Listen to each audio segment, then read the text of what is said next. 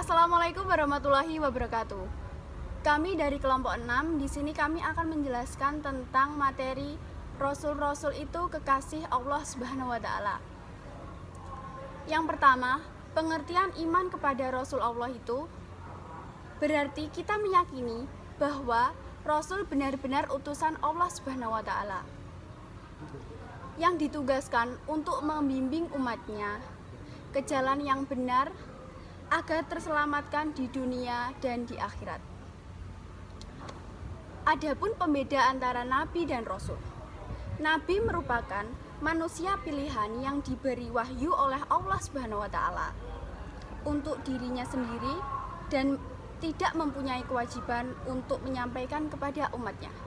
Sedangkan Rasul merupakan manusia pilihan Allah Subhanahu wa Ta'ala yang diangkat sebagai utusan Allah untuk menyampaikan firman-firman kepada umat manusia agar dijadikan pedoman hidup.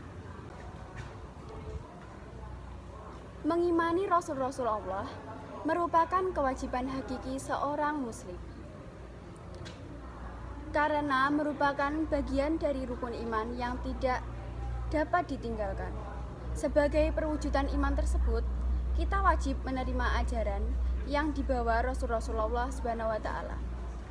Perintah tersebut terdapat dalam surat An-Nisa ayat 136 yang memiliki arti, "Wahai orang-orang beriman, tetaplah beriman kepada Allah dan Rasul-Nya, Muhammad, dan kepada kitab Al-Quran yang diturunkan kepada Rasul-Nya, serta kitab yang diturunkan sebelumnya.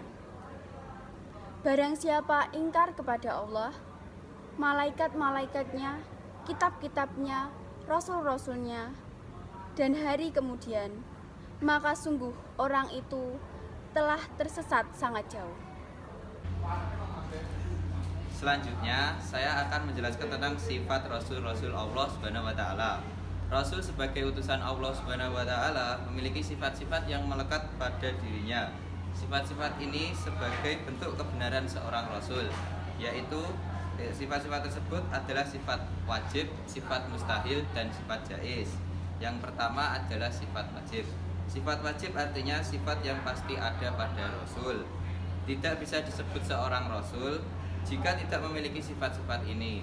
Sifat wajib ini ada 4, yaitu seperti berikut. Nomor 1 ada as-siddiq.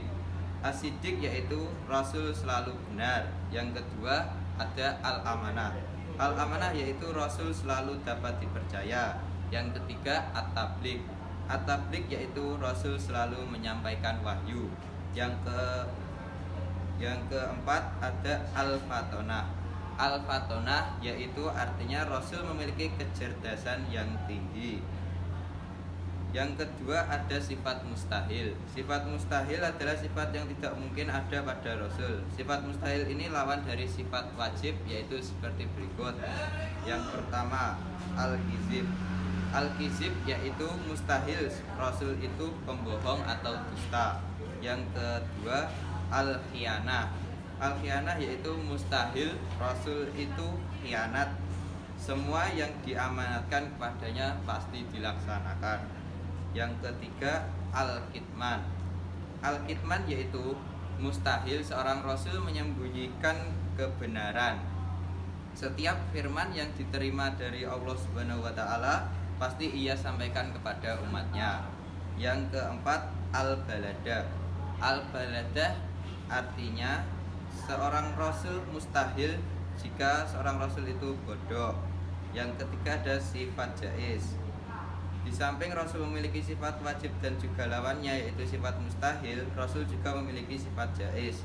Tentu saja sifat jaiznya Rasul dengan sifat jaiznya Allah Subhanahu wa Ta'ala sangat berbeda. Allah Subhanahu wa Ta'ala berfirman, "Ma hada ila basyarum mislukum ya'kulu mimma ta'kuluna minhu wa yashrabu mimma tasrabu." Artinya, orang ini tidak lain hanyalah manusia seperti kamu. Dia makan seperti apa yang kamu makan dan dia minum seperti apa yang kamu minum. Quran surah Al-Mu'min ayat 23. Selain tersebut di atas, Rasul juga memiliki sifat-sifat yang tidak terdapat pada selain Rasul, yaitu sebagai berikut.